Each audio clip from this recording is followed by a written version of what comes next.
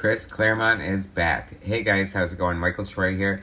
Today we're looking at Gambit #1, Chris Claremont's return to a monthly series. I am so excited to show this to you guys. It is fantastic.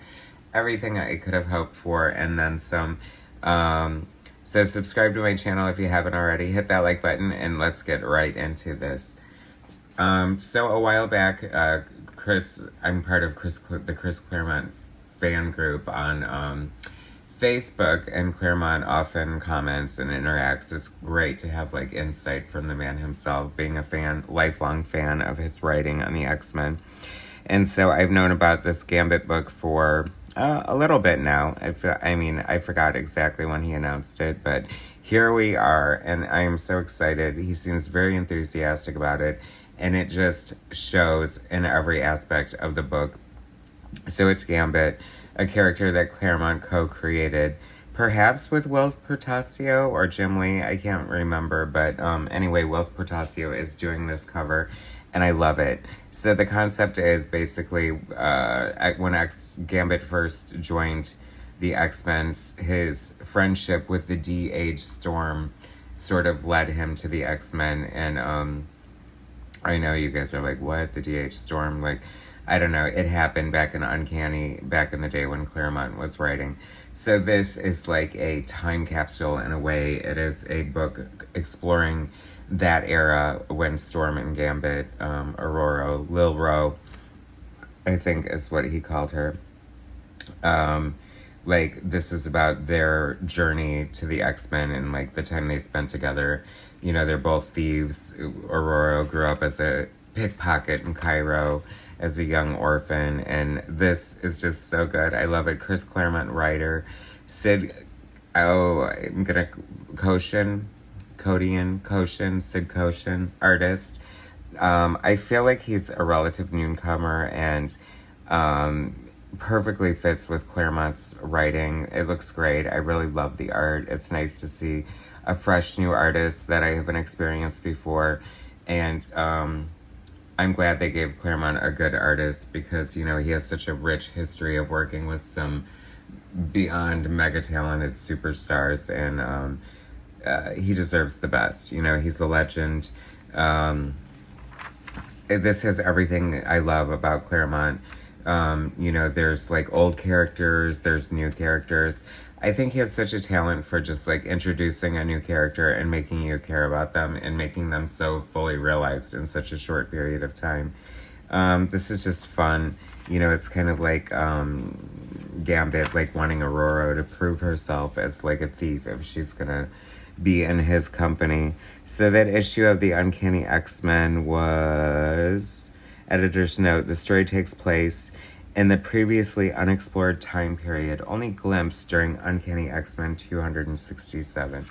So, I feel like I probably should have reread that issue first before reading this, but I'm gonna go ahead and read it afterwards just to see like what's happening. I really like what Claremont's doing. It's funny because, you know, he's been you know, a part of the X-Men mythos for so long.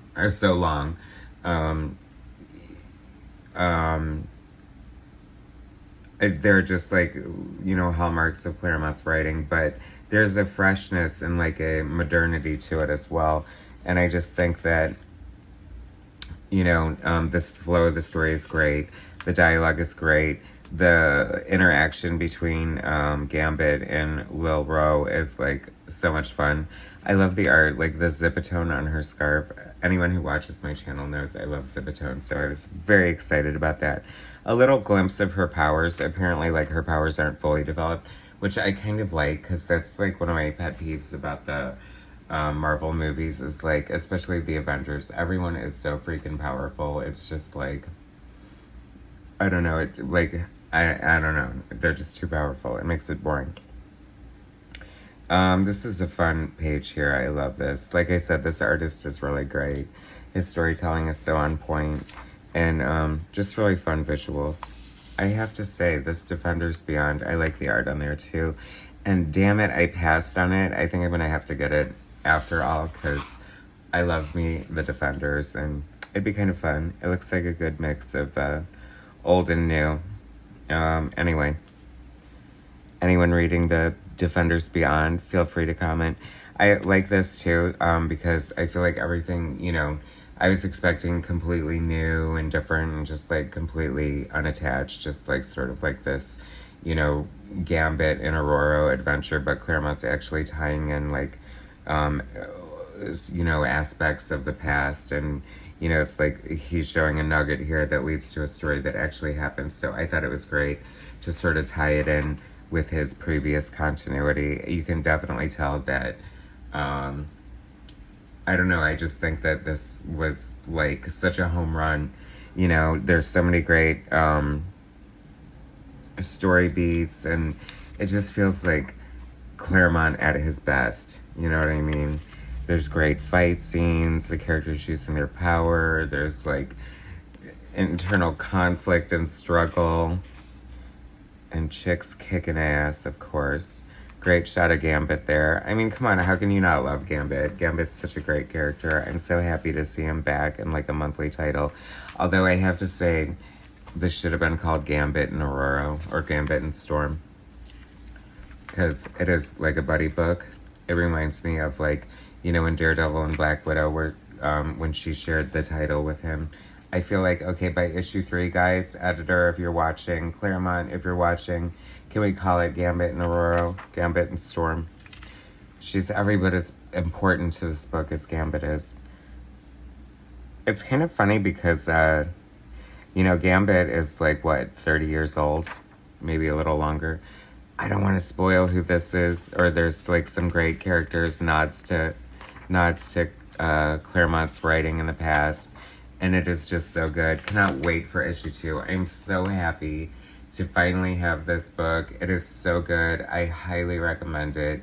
It just gave me, you know, a great entertaining story, but this is like the first modern X-Men book I've enjoyed in a long time.